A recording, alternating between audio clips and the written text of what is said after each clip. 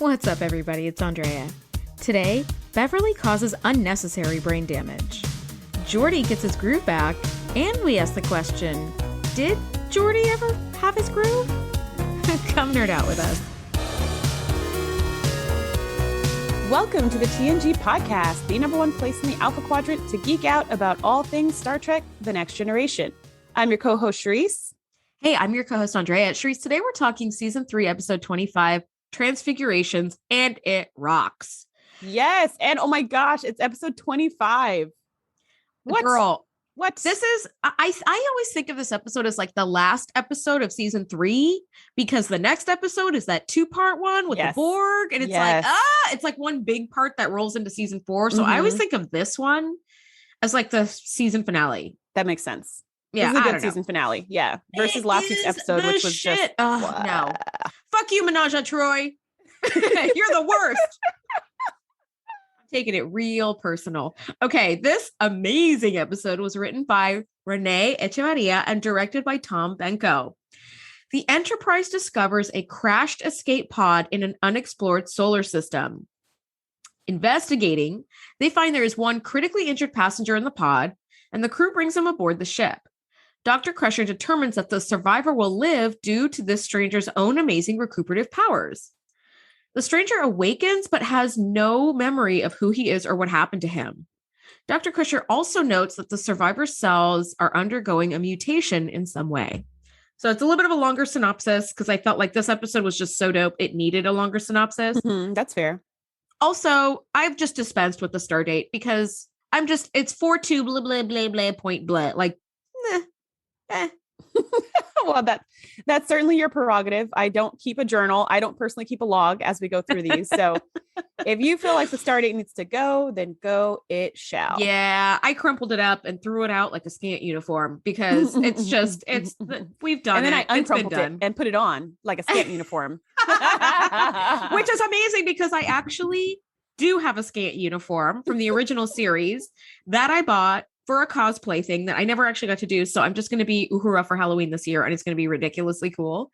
And I'm going to be in my house with like 2 people in costume watching a movie because I feel like it. Because that sounds like the perfect 2021 kind of party, which is the time in which we are recording this right now. Yes. Yes. So my initial thoughts for this episode was, oh my gosh, this is going to be so great. Every time I see a little thumbnail for this episode, and I remember the guy who turns into like a glowing light beam, it's like, I get so excited because I just thought this was great. We finally get to see Beverly have a love interest that's not a terrorist. Yeah.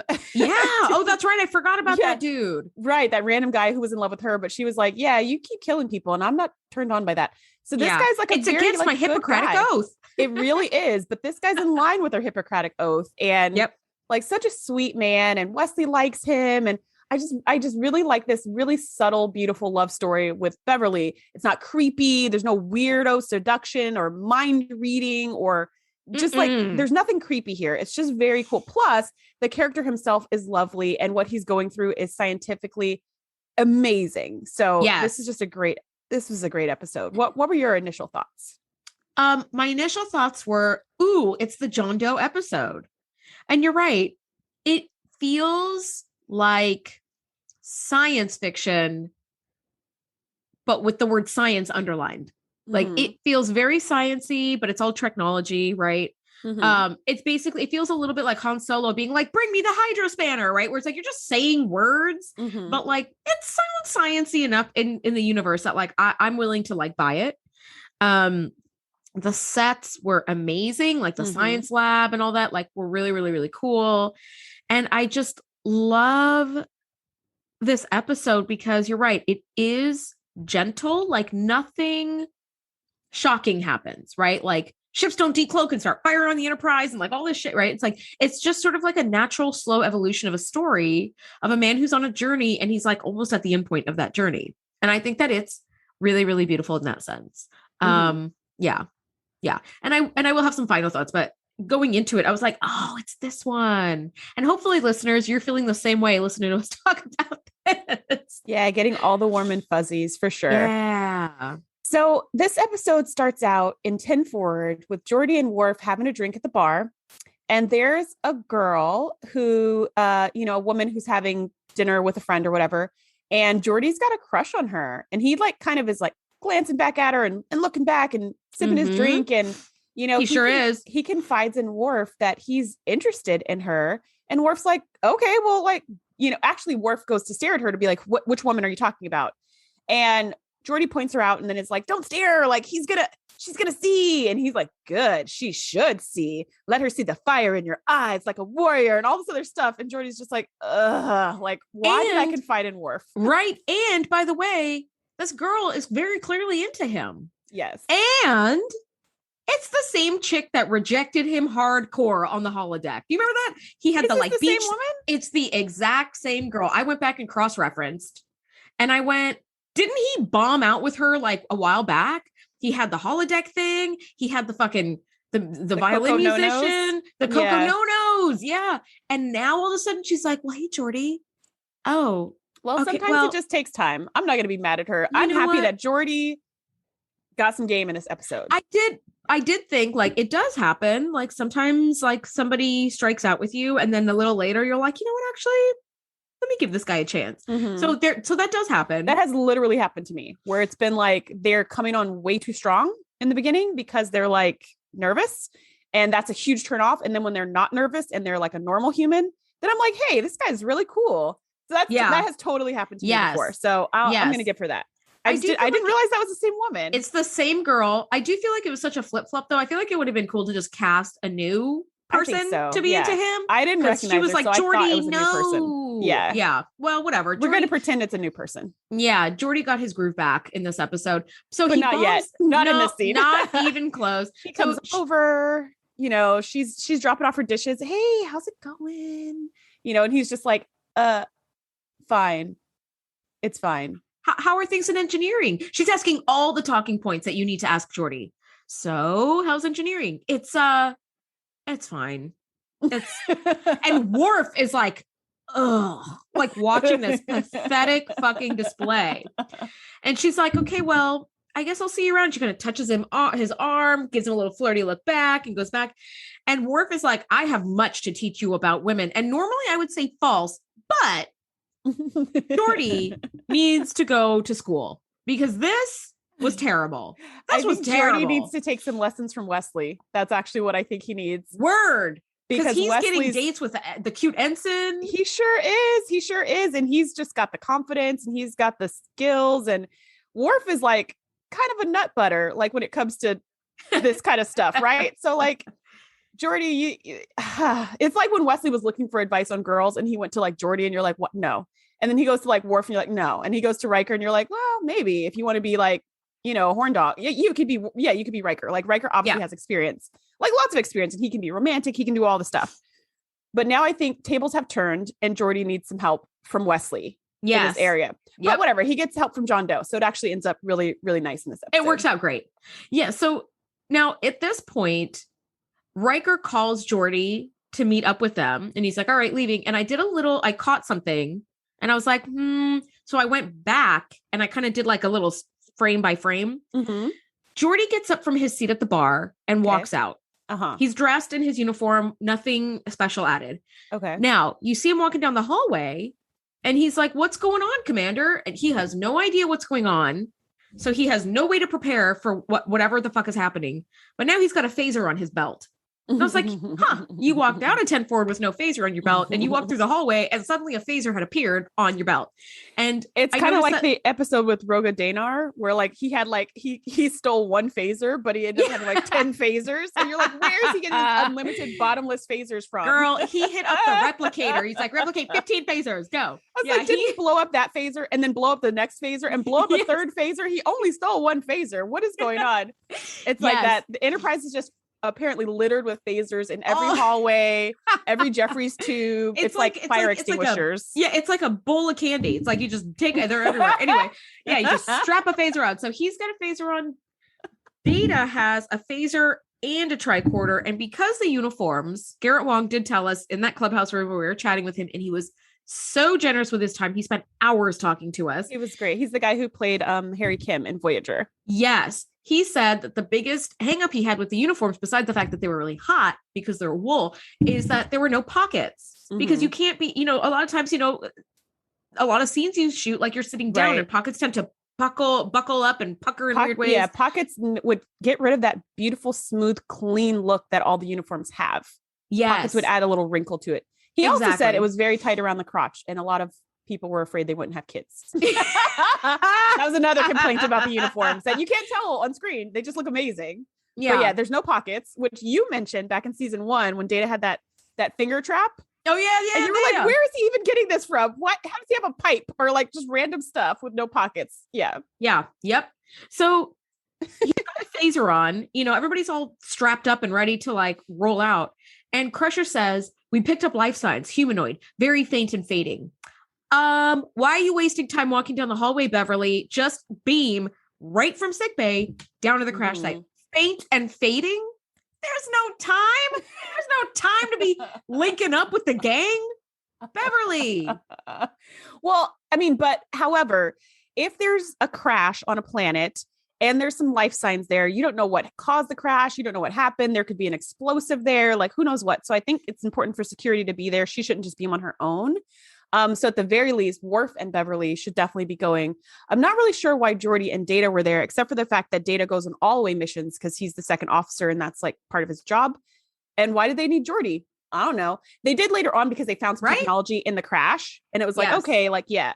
But like in the away mission, I was just kind of like, and I feel like I have this question every time there's an away mission. There's really no rhyme or reason to who goes on the missions or why. It's like Wesley, Geordi, Gomez. Go. Yeah. Like, what? Yeah, exactly. Gomez, Troy, Anthony, go. Wait, who's Anthony? O'Brien, get down there. What is going on? Like, y'all just but the transport buffer sequence is a little shifty. We'll find someone else. Data's a machine. He can figure it out. Yeah. So whatever. These four go. Right. They take their sweet time and they get there and they find out. First of all, this set was really fun. I was like, yes, wow, it was. This set is cool. And it looks like that cat poop planet you were talking about before. Yep. Like it still had the kitty litter ground. Yep. But it looked really cool. It didn't look like that stupid, Q pig dog episode where everything looked bad. This looked really cool. Mm-hmm. And they find this guy and he's like on his last leg. Like he's barely alive. And they're like, emergency transport him to sickbay, which is exactly what you just said. Just do some emergency transporting. Like we don't have time to be walking around. And then Beverly says he's too unstable to transport, which was like big question mark for me. Yes. I was like, what? Somebody can be too unstable to transport. I thought that was the point of the transporters because it like beams you completely the way you are from one spot to another spot. Yes. Without like jostling your spine or, if somebody gets in a car accident, you're not supposed to touch them because you might be like messing up their spine and stuff like that. I was like, isn't that the whole point? Transporters don't do any of that. They just go poof, poof. But apparently you could be not stable enough to even be in the transporter, which I did not know. So then she says, we've got to stabilize his like brain waves with somebody else's brain waves so that he's stable enough to transport. And Geordi's like, I'm in, I volunteer, use my brain. And I was like, okay, another big question mark. This I haven't seen before or heard before. This is totally new technology. It's really cool. Those little... what I'm going to call them electronic stabilizers, the little thingy strap on the head. Those, we haven't seen those before. A couple of things. I don't know if you noticed, but this survivor has an arm missing. He's got his left arm is missing from about his bicep down, completely gone, which I was like, oh, because, later when he wakes up and he's moving, it absolutely is. Yeah. Go back and look at it. It is absolutely missing. And I was like, what the hell? And it's missing from like the bicep down, but it's like kind of like healed over. Like it's not like blood and like exposed. It's like healed over. Like when someone who wears a prosthetic arm or leg has just like a healed over part, and then you like put the prosthesis like on top of it. Yeah. So I was like, that's really interesting. Also, the makeup, like the exposed brain and teeth. I was like, holy shit. First of all, I thought for sure this dude is dead. Your brain is exposed to the outside air. Like you're not living that can't be good. That cannot be good. And then Beverly does the thing that I will never fucking forgive her for. Does she take her vital signs? Did she do that? No, I missed it. Okay. She did take his vital signs and stuff because that's how she was able to put the two fingers under his chin. No. she put the little electronic, the like transponder, the neurotransmitter on Geordi's forehead, which means it can go on your forehead. This dude's forehead was fine. And she put it on his fucking exposed brain with her dirty fingers. You couldn't kill a man for that.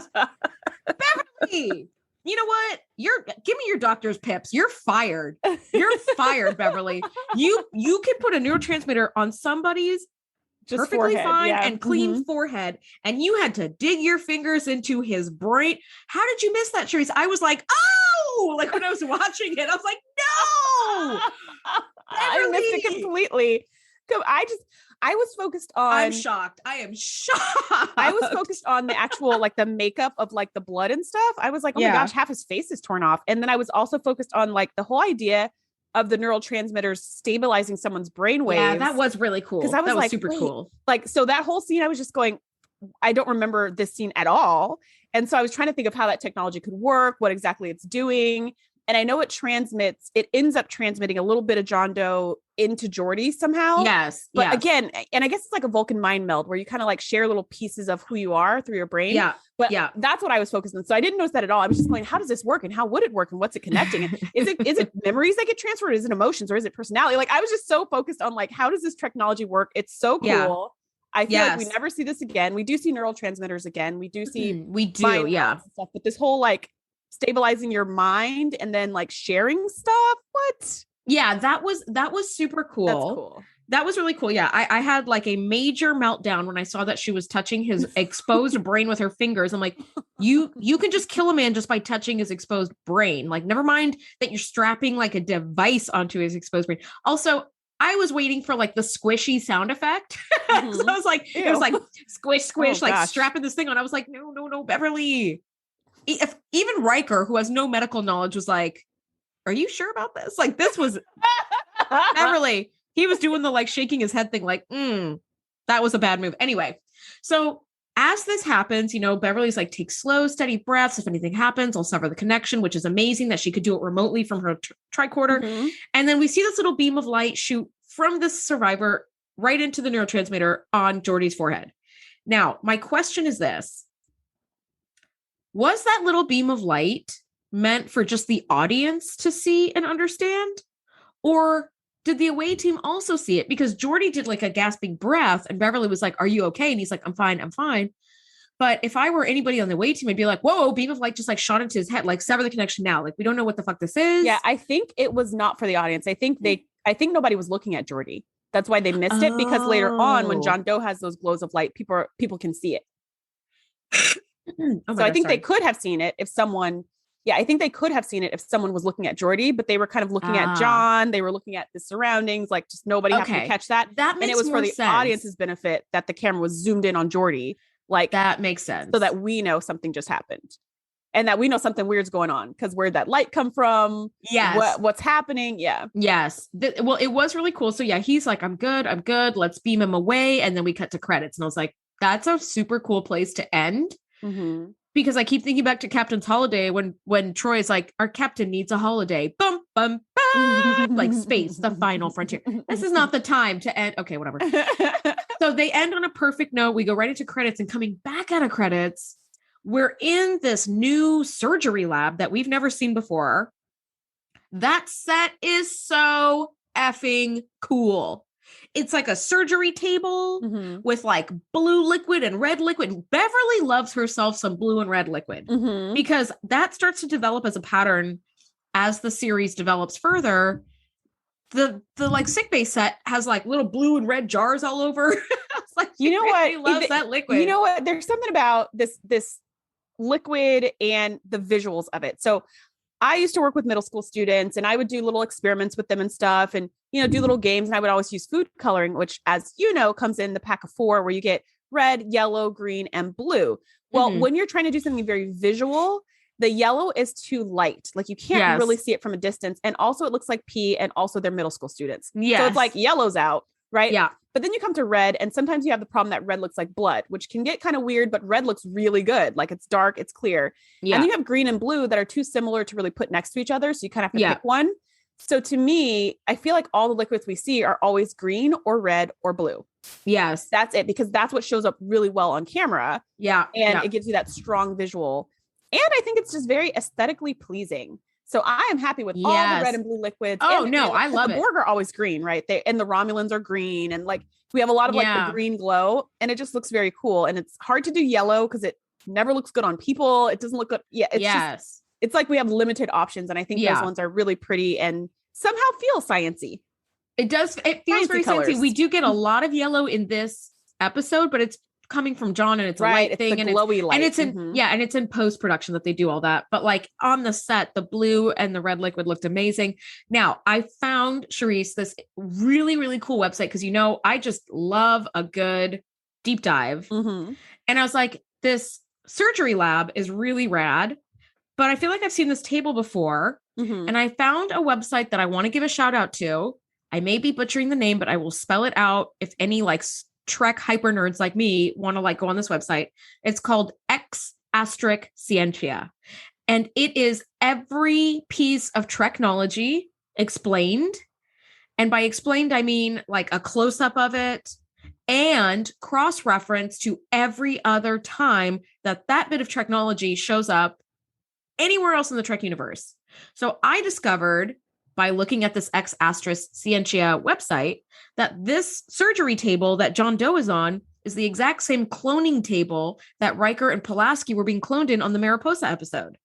And I was like, that's amazing. Never would have known. What I love about that is it like helps know when all the props and stuff are being reused, which I just think it's really cool how they mix and match those things to make rooms look like totally, totally different. I'm always amazed by that. They move the props, they move the camera, and suddenly you're in a totally different space.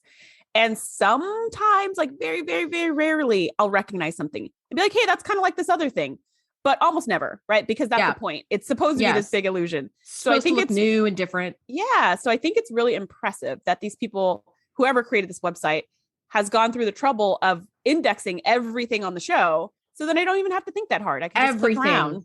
Everything. And the website is really interesting. It's not sort of laid out like a story. It's laid out like a reference manual. It's really, really rad. And they also have the like pre-Ultra HD and then after like remastered Ultra HD. And like it has shot for shots next to each other. And you can see like, pre-remastering and post-remastering, like the color of that sun is just a little different, or like the shades of gray on that planet just a little different.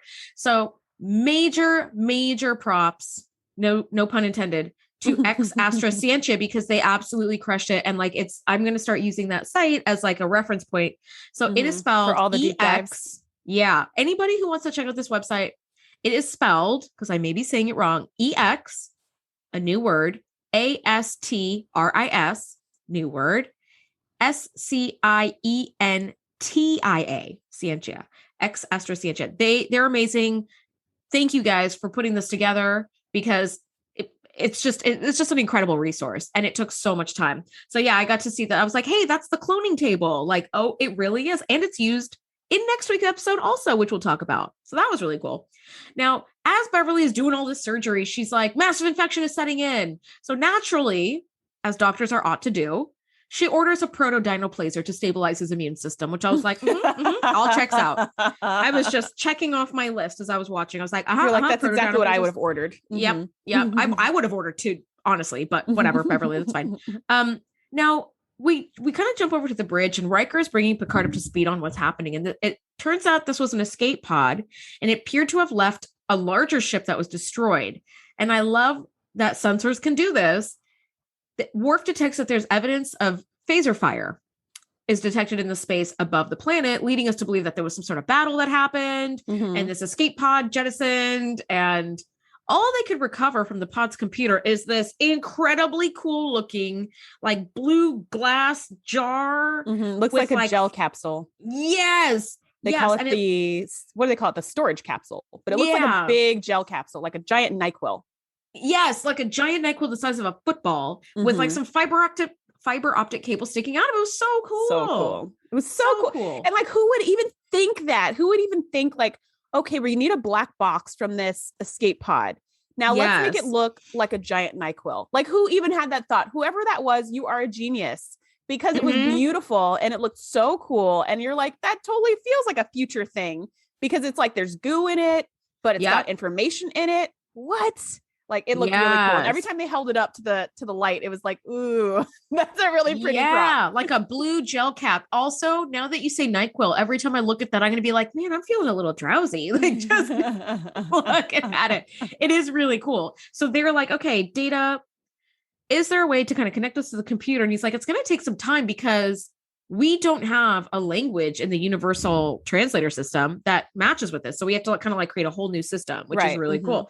And we do find out later that it's not just a black box. It's like a biochemical memory storage system that has like mRNA in it that forms like memories and stores them that way. They store information on mRNA inside of the gel capsule, which is just like, again, mind blowing. So at this point, Picard checks in with Dr. Crusher, and she's pointing out that the patient has like incredible recuperative power. She's like, he really is coming along. And I wish I could take credit, but like, it seems like it's all him. And also his cells seem to be mutating like crazy, which could be part of this recuperation that his body is doing, or it could be something different, but let's keep an eye on that. And also his arm is back. And I think his face was bandaged at first when they brought him on board. But I think at this point, when Picard sees him, maybe his bandage is gone. Like his face is not all bloody. I don't remember. They did put this like super cool, like kind of like, it almost looked like a little heating pad type thing, but it's like to cover like the exposed brain. I was like, you guys just have those lying around. That thing looks amazing. I was like, I'm sure they replicated it. But yeah, it looked like a cast, but for like the half of a face. It was very cool. Like, it was just very cool. It was really, really neat. Now, meanwhile, all this is happening, Shereese. Geordi is running around and feeling great. He is feeling good about himself. And he keeps saying it. I feel wonderful. I feel amazing. I feel great. Yeah. Which is so good to see. Right off the bat, I'm happy to see. And also, Geordi, we're going to need to run another bioscan because you never run around feeling this great. And all of a sudden you got a beam of light from the survivor into your forehead and you're running around feeling great. Feel like maybe we should check you out, but whatever. I love that this, by the way, never goes away for Geordi. Like, it's not like I healed him, like I gave him a gift and then I took it away. Yeah. It's like, he just running around feeling great. He puts the ultimate moves on Christy. Oh my God, he's so charming. And they leave together arm in arm. And Worf says to Data, I've been tutoring him. And I was like, yes, Worf, take credit for none of this. Worf did nothing. This just happened like 2 hours ago that he bombed with this chick really hard. And Worf's like, I've been tutoring him. He's a fast study. Yeah, I thought that was really funny. So we're in 10 forward and we kind of get a do-over where Geordi and Wesley are talking about, or Geordi and Data are talking about the capsule, talking. And Worf is getting irritated because they're supposed to be drinking right now. And he's like, less talk, more synthahol. Like they're just supposed to be drinking and hanging out, but they're just talking shop. And so Geordi sees Christy by the bar and is like, you know what? You're right. This can totally wait. And he just goes and charms the pants off of her. Not literally at this moment. Later on, he charms the pants off her. But here he just does invites himself to a date with her. And she's like, all right, let's do it. And it was like very sweet and normal and like not weird, which is what Geordi was on that first date with the Coco No-Nos. It was like too much. And here it's just like, oh, you're going for a walk? Let me walk with you. And it was very nice. Yeah. And she was like, I didn't think you would be into that kind of thing, going to the Arboretum. And he's like, there's a lot of things you don't know about me, which I was like, woo, woo, go Geordi. That's the perfect line. It's not creepy. It's titillating. Now, this patient that still doesn't have a name is John Doe, which happens all the time. I actually had a friend who was in a car accident and lost his temporary memory, and they couldn't identify him in the hospital. So he was a John Doe for like 3 to 4 days. And then they were able to identify him, which is crazy. So I didn't know that hospitals really do this. So he was healed enough to be off that emergency biosupport unit. And in just 36 hours, most of his organs have regenerated. And that's amazing. And he comes to and he grabs Beverly and he says, I'm alive. And then he says, thank you for my life, which I was like, oh my God, this is a good person right here. And then we get the bum, which is, who am I? Right. Like, oh. And then you're like, oh, yeah. Yeah. Didn't see that one coming. And she's like, I thought you were going to tell, but now I have to tell you, but I don't. Yes. Now, so we have an amnesiac patient, which of course I did a little bit of a deep dive on amnesia because I was like, well, I did not know this, but there are several different types. And amnesia is just such an interesting thing. Like these sort of like neurological disorders are fascinating because we just still don't understand very much about the brain. So Shereese, there are 4 main types of amnesia. There's retrograde amnesia, which is what is most common with like people that have like dementia, where you just start losing your existing memories. And usually it affects the most recent memories first. So like your childhood memories are like the last to go. There's also retrograde amnesia, which means you can't form new memories. Now, this happens often when people are like in a blackout due to like drinking too much or drug use. And when they like, wake up the next morning, they're like, what happened? And you just get like little bits and pieces of like some wild night you had or something. That's anterograde. Transient global amnesia is like the least understood of all the amnesias. It's oftentimes like results in like seizure activity or like blockages of blood vessels supplying your brain. And it's more frequent in like middle-aged and older adults, but TGA is really, really not well understood. And then we all have this infantile amnesia where we can't remember the first like 3 to 5 years of our life. So everybody's got infantile amnesia, unless you're somebody who can remember your life experience as like a 2-year-old or a 1-year-old. Yeah. Anyway, so John Doe seems to have retrograde amnesia. He can't remember, and he's got like, it seems like complete retrograde amnesia, like all the way back to like childhood. Like he has no idea what his name is, who he is, certainly not how he got into this situation, what they were running from, like nothing. He's got nothing, absolutely nothing. But he still has all the muscle memory. He can talk. He knows like how to think, like all that stuff. Yes. And that is really, really interesting. It's sort of that like born identity kind of thing where it's like, you don't know who you are, what your purpose is, but you can, but all your skills are there. Yeah. All your skills are there and you can like talk and walk and pass around in like society, like get on a bus and all this stuff. So it's really interesting. So, okay. Now we get a little bit of a time jump in the Enterprise where a month has passed and John Doe is ready to kind of start learning how to walk again. He makes a few passes. He kind of collapses a little bit. Did you see that cool laser light thing? No. So cool. In the sick bay, she was giving him a treatment before he started walking. He was like laying back in this, I don't know, chair or something. Kind of like an optometrist chair. Yes. And there was a huge laser in the ceiling that was like beaming down on his arms and like massaging his muscles or something. I don't know what it was doing. But it was some kind of laser light treatment. And I was like, what? Like, I was just like, my mind was blown by technology in this episode.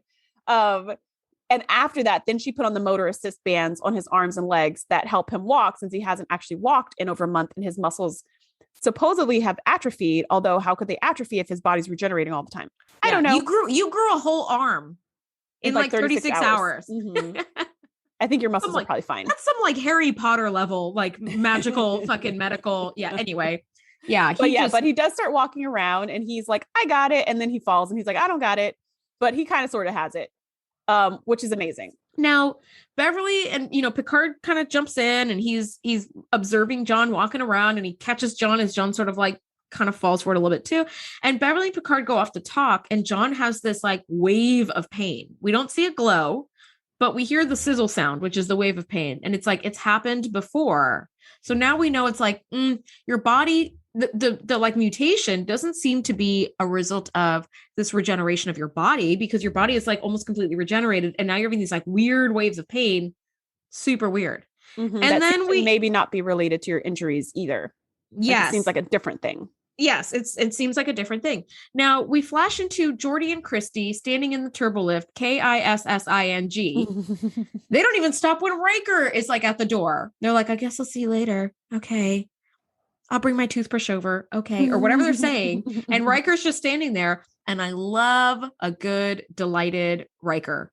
His like delighted face, his like amused face is so good. Jonathan Frakes. So fucking sexy with the like amused face. The little smirk. Yeah. So Riker's like, and Christy's like, Commander. And he's like, nice to see you. And he gets into the turbo lift and he's like, so Geordi, like what's going on? Yeah. And Geordi's just like, I don't know. I just feel great. He's like, everything's been going my way for the past month. I've just been really lucky. Everything's just been lining up. The world is awesome. And Riker's like, I don't think the world has changed, buddy. I think it's you. You've changed. And he's like, no. And he's like, yeah, you have. And he's like, well, yeah, maybe I'm a little more confident. And it's like amazing that Geordi doesn't even realize he's changed. He just thinks he's lucky. He just thinks everything in the world is working out and he's not questioning it. And until this moment when Riker's like, no, something about you has changed. I think it's you, dude. Yeah. He starts putting the pieces together of like, something in me has changed. I do feel more confident. Where did that come from? And he kind of backtracks it to be like, I think it was John, like by the end of the episode. Yeah. But man, it feels really good to see Geordi winning. Not that he's ever losing, but usually just see him working all the time. It just feels good to see him happy. It's good to see him happy. It's good to see him really engaged with someone that is equally invested with him. Yeah. too. And not just that, I love that. that's one part that he had been striking out in love. That's now working. But it's everything like with the capsule, he's just got this energy and enthusiasm for figuring it out. It's not just like, okay, let's get this done. Like, come on, let's just get Wesley in here. He'll figure it out. Like instead, he's like, he's firing. I've got this idea. I've got this other idea. It's like this whole life is just, he's on, and it's beautiful to see. Yes. Now, I agree with you completely. Like he really is just firing on all cylinders and it's really good to see because everybody loves Geordi, and he has been just amazing at his job, but now like he's really developing more as a character and I love to see that. So Chief O'Brien comes into sickbay now and he's got an injury from a holodeck kayaking accident. And this is the first time that his love of kayaking is mentioned, which I read follows through all the way through Deep Space Nine. Like the dude is always trying to get to the holodeck and go kayaking. And he kind of pulled out his shoulder. I did not know that. I didn't know that either because I don't watch DS9, but whatever. I was like, okay, so this is like the first time this is mentioned. And Beverly has taken her sweet time getting like, the hypo spray or whatever he needs. And so he's like, I'm dying here, Doc. And John instinctually reaches out to him and touches his shoulder. And you see like kind of a wave of light and the injury's gone. He's completely healed the injury. And Beverly comes over and she's like tricordering O'Brien's shoulder. And she's like, the injury's totally gone. Like everything's gone. How did you do that? And John's like, I don't know. I just did it on instinct. And it felt very similar to me to like the Green Mile, that movie where like the prisoner just like knows how to heal people by instinct, which is like, some supernatural shit. So Beverly is super intrigued by this guy. She really is. They have formed like a friendship and a trust and a bond. And it's like more than friends, but you never see anything actually cross over into more than friendship. Right. Because Beverly's also maintaining her professional distance. She's totally into this guy, but also she's like, that's not appropriate. I'm his doctor. Like he would only like, I'm in Starfleet, damn it. Yeah. And also, and like the Florence Nightingale effect, right? Like she doesn't want to misread his intentions or have him like her just because she is the healer in the situation. And so it just makes it like, oh, I can't like date a patient, which if that's true, Beverly can never date anyone. She's the only freaking doctor on this whole entire show. The only one. There's one nurse that we saw in the surgery unit. We get a couple nurses throughout the show, but like, she's the doctor. She's the one doctor apparently on the whole Enterprise. So it's like, you're never going to date anyone. You're not the captain. You can date whoever you want. Like you could. Yeah, but I could see why it'd be weird dating a patient. But in this case, it doesn't seem weird at all. Like it seems like it doesn't seem weird at all. And you're just like, do it, Beverly, do it. Yeah. And Beverly asks Wesley to join her for dinner. And I love that they're having dinner in her quarters. This relationship where they're treating each other as like equals is so lovely because parents almost never treat their kids, no matter how grown they are, as equals or adults. And it was also nice to see Beverly having dinner with her son because we don't see them like interfacing as much. Yeah. Right. Because he's older and he's got his own duties and he's a full ensign now, not just acting ensign. And when she does have dinner, it's usually with like Picard or doppelganger Picard. So it's like, oh, this is great. And she openly says like she finds John very attractive and intriguing. That's because Wesley kept pushing her. Wesley was like, because she said something like, everybody, the whole medical staff is really impressed with John and his growth or whatever. Yeah. And Wesley's like, Mom, you seem a bit taken with him as well. And she's like, well, I mean, he's nice or whatever. He's a friend or whatever she says. And he's like, Mom, I think it's a little bit more than that. He keeps kind of like gently pushing like, you like him, just say it. And she's like, no, maybe a little. See, I thought that was really cute because when you have a 17-year-old talking to their parents, everything about their parents grosses that kid out. Yeah. Ew, you have a crush on someone. Ew, you have sex. Ew, you have this and that. It's like, No, but we're just people. Mm-hmm. So I thought it was really cute to see him kind of like treating her as a friend. Like, I don't know, seems like a little bit more than just a friendship. And she's like, maybe, but I'm his doctor. So, and Wesley is smiling, and how freaking cute is he in his uniform, by the way? He's adorbs. I love always it. Adorable though. But yeah, like I really love this scene of just, as you said, like them as equals having this intimate conversation that's very sweet and unusual. I don't know any 17-year-old who would have this conversation with their mom, but I loved it in the show because this is what 90s television does really great, is it shows these like healthy family structures that are like completely unbelievable, but also beautiful. And I like that. I love that Wesley likes him and likes him for Beverly. And is like, yes, I am on team you. Like, dude, like, go for this. I'm all about it. Like, it's got to feel great, right? To have your kid championing your love life. Yeah, totally. Now we kind of flash back to Geordi, who is again firing on all cylinders. He's figuring out that maybe the storage capsule is like a biochemical memory storage system, and it uses mRNA to store its information. And it was super cool watching Data and Geordi like extrapolate and hypothesize their way to the answer with the computer. And they're like, computer, assume that all of these are pulsars. Now overlay with blah, blah, blah. And it was just so fucking cool. I was like, we've gotten to the answer. Yeah, it felt a little Sherlock Holmes, the way they were like peeling back all the layers, which was so great. And then they figured it out and they're just like, oh yeah, it's a star chart. And here it goes. It just was like, wow. Didn't see any of that coming. And they're like, we have, using this information, they told the computer to extrapolate point of origin. So they found the planet where the ship originally came from. Yeah. So they're like, perfect. That planet is actually on the way to where we're going. It's like a stop along the way. Yeah. So we'll just kind of like stop there and drop John off and keep it moving. Mm-hmm. Turns out once Picard tells John that, he's like, I can't go back there. I can't. And he remembers that there were several people with him, and he remembers that they were fleeing, but who and why is still a mystery to him, which again is like amnesia is so interesting because you can get little snippets, but like you may not know the reason why, but that like there were two people with you. Right. So, and it's kind of like emotional memory, because like babies have that. Infants who can't talk or communicate or don't know what things are called or whatever can get scared. They can get hungry. They can get mad. They can be their emotions. It's more primal. It's deeper than conversation. So it makes sense that he has a feeling of like danger, a feeling of flee, even if he doesn't have the words to articulate why and all the little details. So now Picard's in a really tight spot because they have their full intention is to take him home. And he's just like, I can't go there. And he's like, what? So he just says, it's going to be 3 weeks before we actually get there. So hopefully by the time we get to your planet, because we still have every intention of going there, hopefully your memory will have come back, and then we'll know what we're dealing with. Yeah. Either way, you can't stay on Enterprise forever, I guess. Yeah. I guess we could drop you off at a starbase maybe, but whatever.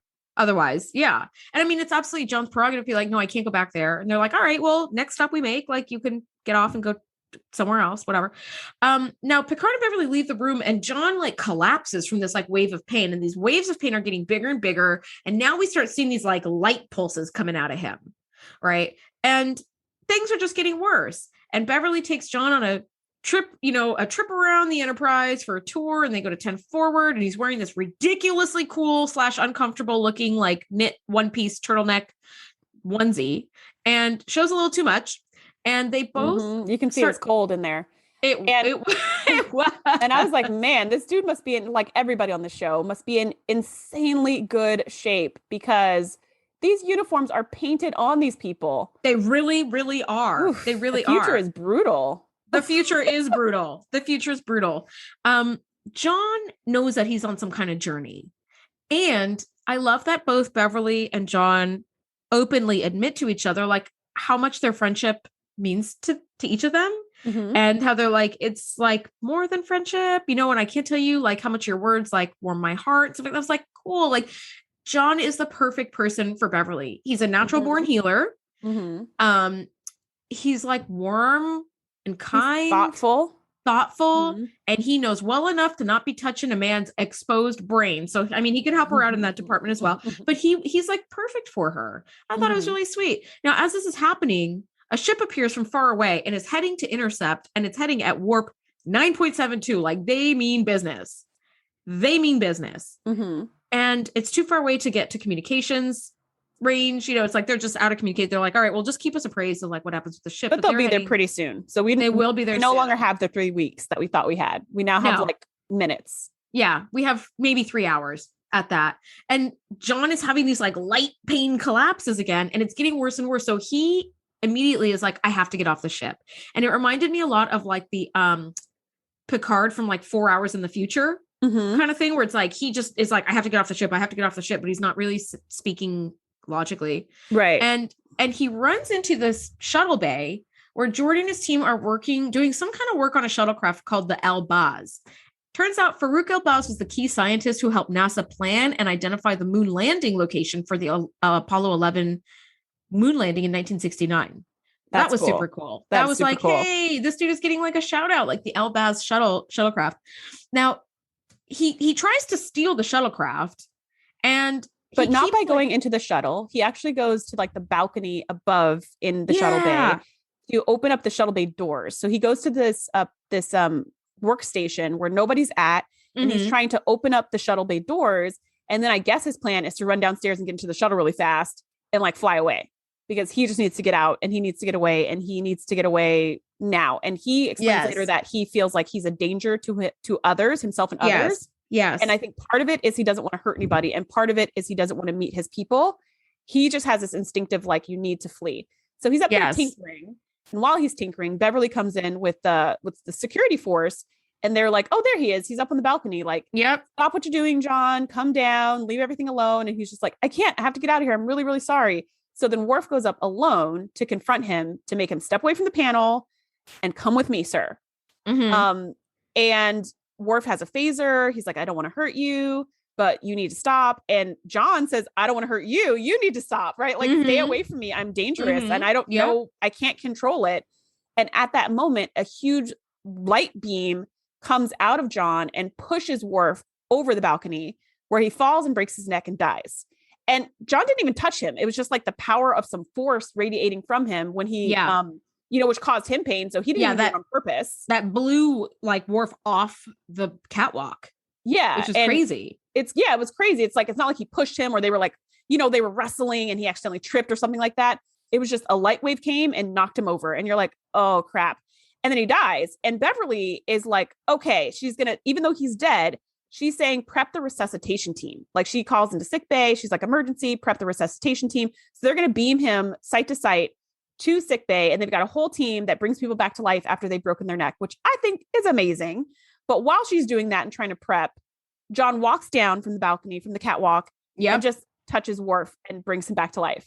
And everyone's like, oh, it just happened. Yeah. And he's no longer trying to run because he wants to make sure Worf's okay.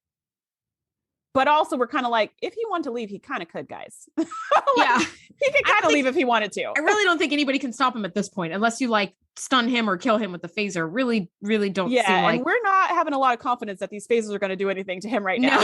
No, not really. Yeah. Not really. Now, he ends up like bringing Worf back from the freaking dead, and they're like, okay, I think we all need to take a pause here. And that's what's happening. And John is like, I don't have any answers. I'm sorry. Like, I just don't know. Now, this happens right at the time where this fucking ship shows up. And Picard is like just trying to get to the bottom of this. And this new Captain Sunad demands the return of John.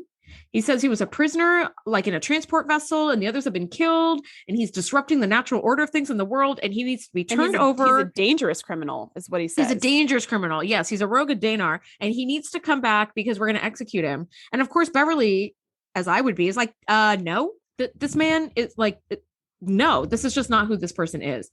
And also, we didn't save his life so that he could be executed. Yeah, there's no reason to even do that. So Picard comes back and he's like, okay, so before I like release him to you, I think I'm going to need a little bit more information. Like, what are these charges? Like, disrupting the natural order of things is a little bit too like ephemeral, to put somebody to death, which, I'm not trying to prime directive you and tell you how to run your world, but like now you're in our space, in our time. Like, we're not on your planet telling you how to do things, but like, we're also not just going to like willy-nilly hand somebody over for execution. Which again is totally breaking the Prime Directive because that's their law. If he's an escaped prisoner, they just need to give him back. Yeah. There's no talking. There's no reason why Picard needs to know the details of his crime. How did the trial go? What kind of lawyer did he have? Like none of that matters. Like this is not your concern. He's an escaped prisoner from this planet. Your job is to return him to this planet, and it's their job to do whatever they were going to do, which was execute him. Yes. So Picard is basically just stalling, and he's asking all these questions, trying to somehow negotiate not having John killed.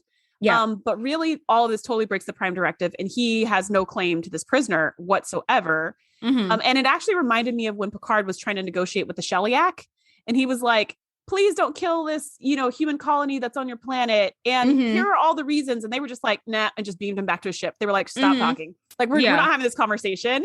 And I totally got flashbacks to that where I'm like, he's just stalling. He's trying his best. He's trying to negotiate, but really he doesn't have a leg to stand on. If they want to kill this guy, that's their right. And he can't do anything about it. You're right. And Sunad has this crazy technology because he triggers some sort of Darth Vader use of the Force asphyxia device. Mm-hmm. And everybody aboard the Enterprise collapses and is unable to breathe. It's suffocating to death, which is so brutal. Yes, which I'm like, I feel like this is something S.H.I.E.L.D. should have been able to stop. No, I don't think S.H.I.E.L.D. can stop the Force. What device do you guys have aboard your ship that sucks all the air out of my ship? I do not understand. Oh, I don't know if it sucked the air out. Yeah, I don't know if it sucked the air out of the ships or if it physically like closed the windpipes of people. Like, but even more how it took it. But either way, that's like insane. Man, woman, child, everybody, including Data, which is stupid. But including Data, he was also on the ground. Data didn't collapse. Data was kneeling over Captain Picard and was just kind of like watching him to be like, I don't know what to do about this. Oh, okay, because it looked like he stood up and like held his throat or something. And I was like, that doesn't make any sense. No, I didn't see that. Like I saw Data once everybody was kind of revived and Data was just sort of kneeling over Picard like, sir? Okay. Yeah, and so Beverly is like, asphyxiating to death. And John runs over to her and heals her. And then they run out into the hallway and they see other people. So they heal that person. And then he does kind of the touch panel. Yeah. He touches the wave wall, of light. Yeah. Of the ship. And then he can heal everybody on the entire ship with just one touch, which is incredible. It's incredible. And he told Beverly before that when that light beam hits him, he has this moment of clarity and then the light beam goes away and he loses his clarity and he's confused again. But at the moment when they start choking everybody to death, he remembers, like his memory comes flooding back to him. Good timing. And as he's walking through the hall, he tells Beverly, I know now. I know who I am. I know what I'm doing. I know what's going on. I know everything. And you're like, ooh, what is it, John? What is it? Yeah. So he saves everybody. Thank God. Because there's like over 1,000 people who are choking to death right now. And they head to the bridge. Because that's where all the action happens. Yep. Yep. And John now knows that his species is on the verge of like this next incredible step in their evolution. And Sunad and all of the higher ups were like telling people in the society that this was like a sickness and eliminating everybody who showed signs of this like metamorphosis. And so this transfiguration has never taken place like to completion. And John is the first that is like reached the final step of this metamorphosis. And he transforms into like this light energy being.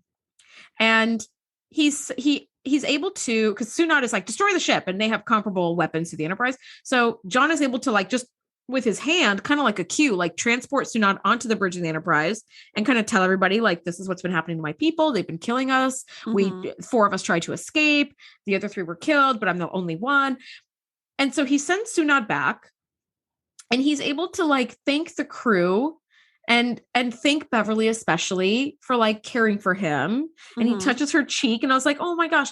And it turns out that not a lot of stuff was done in post. The actor was wearing one of those like complete like body stocking kind of like Lycra things. You could see like his nose sticking out and his mouth kind of moving. And they just sort of in post kind of put a little like glow around him. But that's it. He was wearing like a neon yellow like body suit thing. That makes sense because you could hear his voice too sounded like something was in front of his mouth when he was talking. He was muffled. He was definitely muffled. So he thanks everybody and him and Beverly have this like sweet little moment. And then he turns into kind of like this ball of light. So even that like yellow body of his that was pure light was like temporary. And I wonder, mm-hmm. can he travel around as a ball of light and then he like lands where he wants to land and he's like that body of yellow again? I don't know. But I thought it was really, really cool. Like, what an incredible story. What an incredible story. Mm-hmm. And to not upset the balance of the crew that they already have, they found a way to write out Beverly's love interests so we don't have to talk about it anymore. But they wrote them out in a way that's like bittersweet, where you're like, oh, it's sad, but also this is great. This is amazing. This is interesting. And Picard even says, like, our mission is to find new life. So we're so delighted that this happened on the Enterprise, that we got a chance to actually see it and witness it. And like a birth of a new species. Mm-hmm. Yeah.